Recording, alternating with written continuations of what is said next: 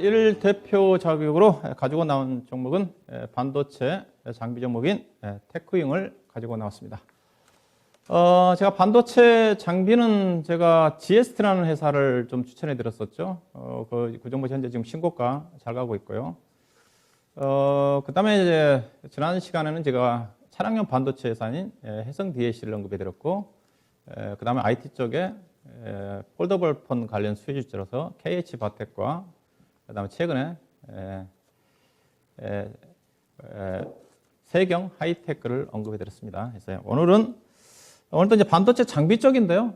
지난 시간에 언급해 드렸던, 앞서 언급해 드렸던 GST는 환경과 관련된 투자 부분과 관련된 환경 부분 자체가 이슈가 됐기 때문에 언급해 드렸던 거고요. 오늘 이제 가지고 나온 테크윙은 비메모리 쪽에 대한 향후의 또 성장성, 최근에 IT 관련 종목들이 좀 꿈틀거리고 있는데, 좀 길게 보게 되면 지금부터 좀 사 모아갈 수 있는 그런 또 종목이 좀 되지 않겠는가, 그래서 테크윙을 좀 가지고 나왔다, 좀 말씀 그렇게 드리고요. 자, 이 회사는 어떤 회사냐면 반도체 검사장부 테스트 기업입니다. 테스트라는 것 자체가 맨 마지막에 최종적으로 제품이 출시가 되기 전에 테스트하는 과정. 그래서 일반적으로 우리가 테스트가 붙은 회사들은 후공정 기업이고 또 비메모리 쪽이다. 그렇게 좀 알려져 있다고 좀 봐야 되겠죠. 회사는 2002년도에 회사가 설립이 좀 됐고요. 그 다음에 2011년도에 코스닥 시장에 상장된 회사입니다. 회사가 이제 별로 주목을 못 받다가 2013년도에 비메모리 테스트 핸들러 양산에 성공을 하고 그 제품을 인텔에 공급을 하기 시작을 하면서 시장에서 주목을 나타내면서 그때부터 실적이 본격적으로 좋아지고 있다. 그렇게 좀 보시면 될 것 같고요.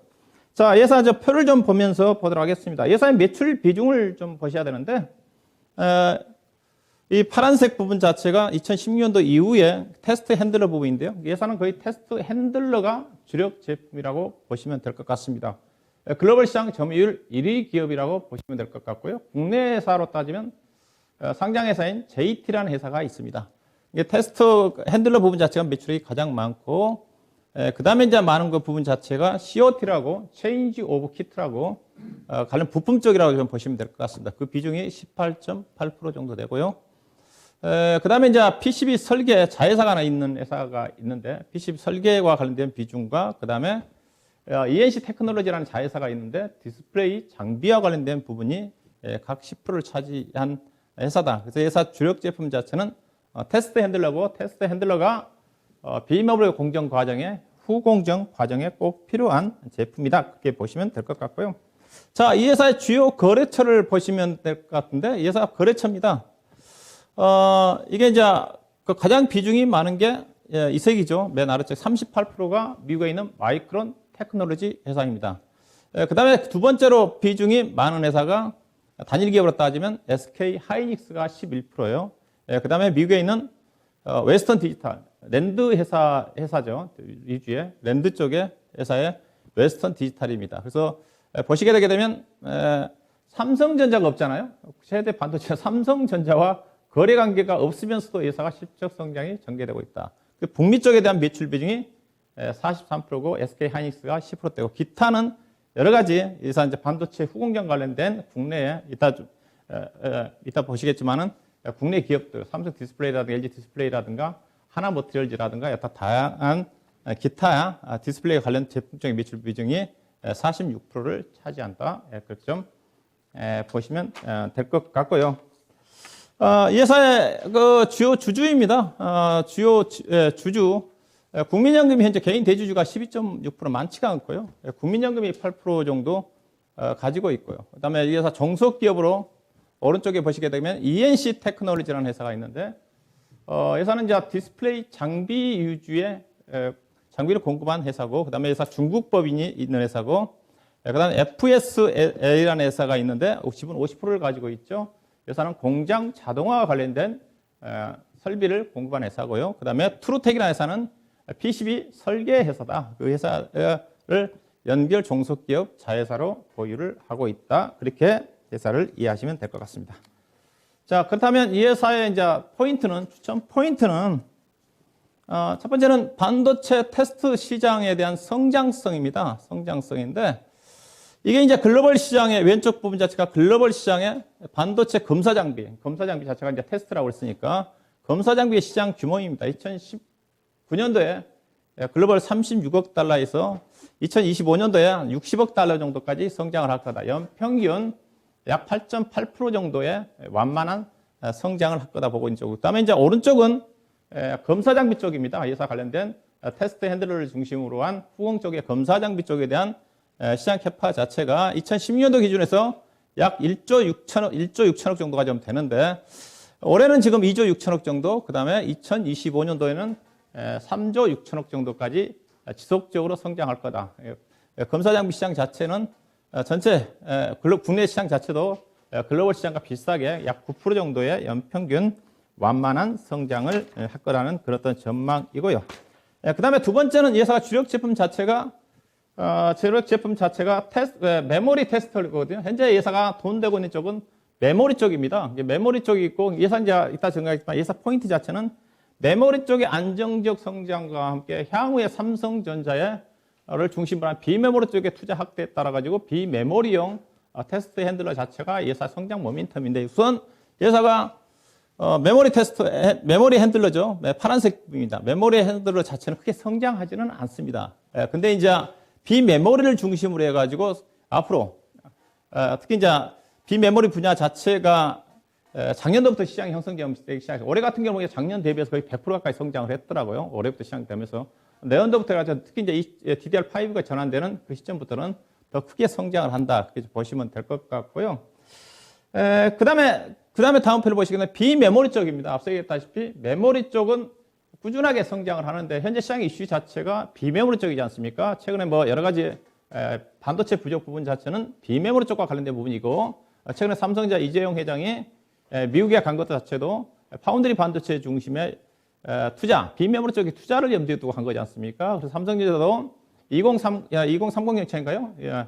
2030년도까지 비메모리 쪽에 약 133조 원을 투자해가지고 TSMC를 따라잡겠다. 그렇다 야심찬 계획을 이미 2년 전에 발표해놓고 있는 상태인데 아직도 TSMC하고 점유율이 많이 차이가 나 있죠. 지속적으로 아마 투자를 해야 되지 않겠나 생각이 드는데 그에 따라서 비메모리 쪽에 대한 장비 투자 자체가 이 회사에 본격적으로 보시다시피 이 회사가 이제 실적이 그렇게 성장 못했던 것 자체가 비메모리 투자 자체가 올해 많이 성장을 했죠. 올해 많이 성장을 했고 내년도부터는 규모가 이제 성장률 자체는 완만히 전개되겠지만은 금액 자체가 회사가 빠르게 메모리 쪽에서 비메모리 쪽으로 장비 투자 자체가 전개가 될 거다. 이 회사의 성장 모멘텀이다. 그동안 메모리의 안정적 실적 캐시카우를 바탕으로 해가지고 비메모리 쪽에 대한 제품 개발 발은 끝났기 때문에 성장하지 않겠는가.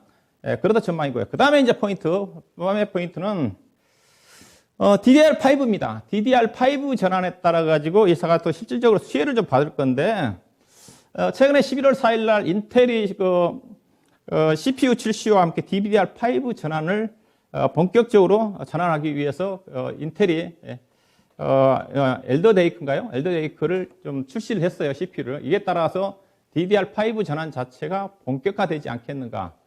그렇다 전망이죠. 그래서 인텔이 이제 CPU를 출시를 했기 때문에 이에 따라서 DDR5를 지원할 수 있는 장비 공급 자체가 본격화되면서 DDR5 관련 종목들이 내년도에 가장 아마 시장에서 핫하게 주목을 좀 받을 것 같습니다. 하반기 정도 가면 이제 본격적으로 형성이 좀 될 건데 과거에 DDR2에서 DDR3, 그 다음에 DDR3에서 DDR4로 넘어간 시점에 국내 장비 회사들이 어떻게 성장을 했느냐가 나타나 있지 않습니까? 그래서 DDR2에서 DDR3로 넘어갈 때 장비 시장 자체가 예사 관련된 부분 자체가 112% 증가했고 DDR3에서 DDR4로 넘어갈 때 65% 증가했다는 거잖아요.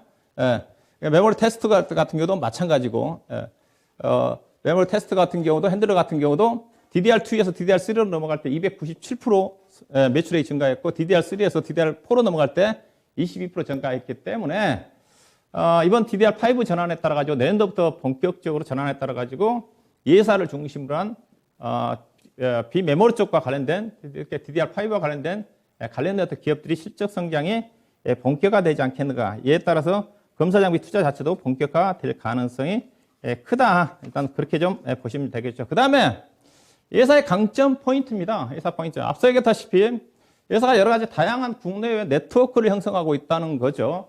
앞서 해외 미국 쪽에 마이크론 테크놀로지와 그다음에 웨스턴 디지털, 그다음에 국내 쪽에 삼성전자는 없지만 SK 하이닉스, 그다음에 뭐 대만 업체 중국의 이제 BOE라든가 BOE라 CO이스트 같은 경우는 이제 디스플레이 장비 쪽이겠죠. ENC 테크놀로지와 관련된 부분.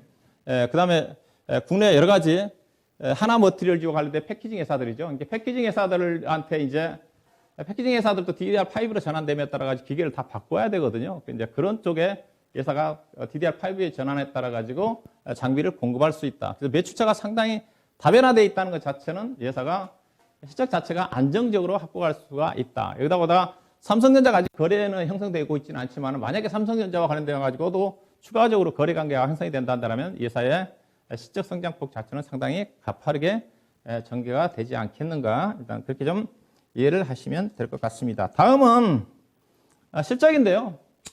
자, 이 회사를 포함해가지고 최근에 이제 반도체 장비 회사들 3분기 실적을 제가 표를 준비했는데, 회사 3분기 실적 부진합니다. 시장의 가이던스가 135억인데 107억이 나왔어요. 예상치 하회했죠. 대체적으로 장비 회사들의 실적이 엇갈립니다. 원익 IPS, 이오 테크닉스 예상치 하회했고, 고영이라든가 테스트도 안 좋게 나왔고, 이제 실적이 좋게 나온 쪽은 한미 반도체, 그 다음에 PSK, 그 다음에 GST, 그 다음에 뉴파 프로지마 정도, 이들 종목들이 이제 실적이 좀 양호하게 나오는데, 회사 실적이 부진한 이유가 뭐 때문에 부진했느냐? 매출액도 전년 대비해서 2분기 대비해서 약 29% 정도 하향했는데, 그 이유 자체가 회사가 이제 제품 자체를 말레이시아에서 생산하는데, 말레이시아가 알다시피 코로나 때문에, 동남아 쪽에 코로나 때문에 일부 공장 락다운이 좀 되면서 생산 차질이 좀 발생을 했고요. 그 다음에 말레이시아에 있는 디스플레이와 관련된 삼성 디스플레이라든가 이런 것들이 영향을 좀 받으면서 그 부분에 대한 실적 부분 자체가 영향을 좀 미치면서 전반적으로 2분기 실적 자체는, 3분기 실적 자체는 부진했다. 이 부진 부분 자체는 일시적인 부분이라고 해석하시면 될 것 같고요. 그래서 전체적으로 반도체 장비 종목들 이렇게 다 좋은 상태에서 회사가 실적이 안 좋게 나왔으면 문제가 있겠지만, 전반적으로 반도체 회사들이 상반기 때는 좋았는데 하반기 때 안 좋았던 부분 자체도 회사도 그렇던 영향도 함께 영향을 미쳤다. 그렇게 좀 보시면 될 것 같고요. 자, 그렇다면 회사 이제 실적 전망인데 연간 단위로 보시게 되면, 회사 그렇다 한다라도 올해 회사는 작년도 대비해서 계속 성장을 한다는 거죠. 회사는 계속적으로 성장을 합니다. 앞서 제가 회사의 강점 자체는 꾸준하게 안정적으로 반도체 투자 부분 자체가 사이클에 따라서 실적이 등락이 심하거든요. 근데 회사는 거의 꾸준하게 2010년도 이후부터 실적이 역성장 없이 꾸준히 성장을 하는데, 2020년도에 작년도에 매출액 2,282억을 영업이익 379억인데 올해 전망치가 2,683억 원에 452억. 그다음 내년도는 여러 가지 앞서 얘기했다시피 DDR5 전환이라든가 빈메모리 쪽 투자에 따라 가지고 시장에서는 올해보다 최소한 20% 이상 성장할 것으로 매출액과 더불어서 영업이익도 거의 한 30% 정도 성장할 거란 전망입니다. 이제 갈수록 기회가 좋아지는데, DDR5가 언제 본격화되느냐? 시장에서는 내년도 이제 상반기부터 서서히 형성이 좀 되면서 하반기 때부터 본격적으로 DDR5 전환에 따라 가지고 장비 회사들을 중심으로 해가지고 실적이 반영되지 않겠는가 전망이거든요. 그래서 본격적인 회사 실적은 DDR5가 본격적으로 시장에서 주목을 받을 수 있는 내년도 말 내지는 2023년도에 실적이 좋아진다. 실적은 중장기적으로 우상할 가능성이 크다. 자, 그렇게 보시면 될 것 같고요. 자, 그렇다면 전체적으로 반도체 장비 주요 종목들 밸류에이션을 한번 테크닉과 함께 제가 비교를 해봤습니다. 자, 이제 봐야 되는 게 이게 일반적으로 반도체 장비 회사들은 전공정 장비가 있고 후공정 장비가 있습니다. 현재 필라델피아 반도체 지수의 상승이 이끈 것도 알다시피 AMD라든가 퀄컴을 중심으로 한 엔비디아라든가 비메모리 쪽이에요. 그래서 비메모리가 성장성이 높기 때문에 비메모리 관련된 후공정 장비 회사들이 당연히 프리미엄을 받게 되어 있습니다. 자, 원익 IPS가 대표적인 종목이죠. 자, 원익 IPS는 전공정 장비 쪽에 많이 비중이 있다고 보시면 돼요. 그래서 프리미엄을 못 받습니다. 그래서 이제 PR이 12배 되는 수준이죠. 현재는 어느 정도 적당해요. 시장이 좋으면 14배까지는 가겠죠. 근데 현 시장이 안 좋기 때문에. 자, 그래서 원익 IPS는 그 다음에 리노공업과 고영, 이오테크닉스, 한미반도체는 이 회사는 비메모리 쪽입니다. 그래서 프리미엄을 받습니다. PR이 높죠. 당연히. 그래서 고영 같은 경우는 30배인데 이 회사 같은 경우 영업이익률이 거의 50%가 넘기 때문에 프리미엄을 당연히 받을 수가 있습니다. 자, 그 다음 KC텍은 전공정 장비입니다. 테스도 전공 장비이기 때문에 할인을 받습니다. 어떻게 보면 오닉 IP가 대장주니까 이 전공 장비 회사들은 오닉 IPS보다 20% 정도 할인을 받고 있는 게 현재 흐름이죠. 적당하라 보시면 될 것 같고. 유진테크는 신기술 개발에 따라 가지고 후공정 쪽에 대한 매출 비중이 늘어난 회사니까. 그 다음에 유니테스트는 내년도 이제 신장비 개발에 따라 가지고 좋아지는 시적이고 적자고. 그 다음에 앞서 테크잉은 후공정적이다. 후공정적이고. 그 다음에 유인셈이라든가 GS 같은 경우는 시적 자체는 저평가지만 전공정 장비 성격이 강하다. 자, 그래서 이 회사의 비교는 뭘로 비교해야 되느냐? 리노공업, 고용, 이오테크니스, 한미반도체와 관련된 후공정 장비 쪽에 밸류를 놓고 기준점을 놓고 비교 평가를 해야 된다는 거죠. 자, 그래서 전공정 장비가 PER 10배다 그러면 이 오닉 IPS 기준으로 해서 10배다 그러면 후공정 장비 회사들은 14배, 15배 정도 평가를 받기 때문에 현재는 아직까지 테크잉 자체가 후공정 쪽에 대한 매출 비중이 많아지지 않고 있기 때문에 상대적으로 할인을 받고 있지만 내년부터 후공정 장비 쪽에 대한 테스트 쪽의 매출 비중이 반이 넘어간다면 충분히 다른 여타 후공정 장비 회사와 어느 정도 갭을 메꾸는 과정이 전개되지 않겠는가. 그래서 내년도 예상 실적 기준에서 PER이 8.5배니까 다른 전공정 장비에 비해서는 그렇게 매력이 없을지는 모르겠지만은 후공정 장비와 비교해보면 테크잉의 주가 자체는 상대적으로 싸다. 그런 관점에서 테크잉을 주목해 볼 필요가 있지 않겠는가. 예, 그렇게 말씀 좀 드리도록 하겠습니다. 네, 차트 좀 올려주시면 되겠고요. 자, 이 종목은 보시다시피 이제 21,000원대에서 저도 관심을 가졌던 주식인데, 그리고 거의 뭐 3만원 근처까지 상승했다가 주가 뭐 다 반도체 장비 종목들이 차트가 거의 비쌀 거예요. 일부 뭐 GS라든가 일부 종목들을 제외하고는 했는데 전반적으로 바닥권일 겁니다. 그래서 현재 주가 수준 자체는 최근에 실적 발표 이후에 주가가 하락했고 다 악재가 반영이 좀 됐어요. 근데 이제 앞서 이제 이 종목이 바로 올해 연말까지 주가가 상승할 것 같지는 않아요. 저는 내년도 정도 1월 달부터 주목을 하고 있는 쪽인데 현재 가격대에서 서서히 좀 모아가시면 주가는 충분히 저점 확인이 좀 됐으니까 또 요즘 IT 쪽에 관심이 쏠리고 있는 쪽이기 때문에 2만 원 정도 현재 가격대에서 매수하시면 될 것 같고 현재 23,300원인데 매수하시면 될 것 같고 매도 목표는 일단은 뭐 내년도 한 2월 달, 3월 달 정도 해가지고 아무래도 1월 효과에 중소형 종목들이 좀 상대로 강하니까 26,000원 정도까지 보시면 될 것 같고요. 손절 가격은 18,000원 정도, 매수 가격 한 10% 정도를 손절 가격으로 보시면 될 것 같습니다.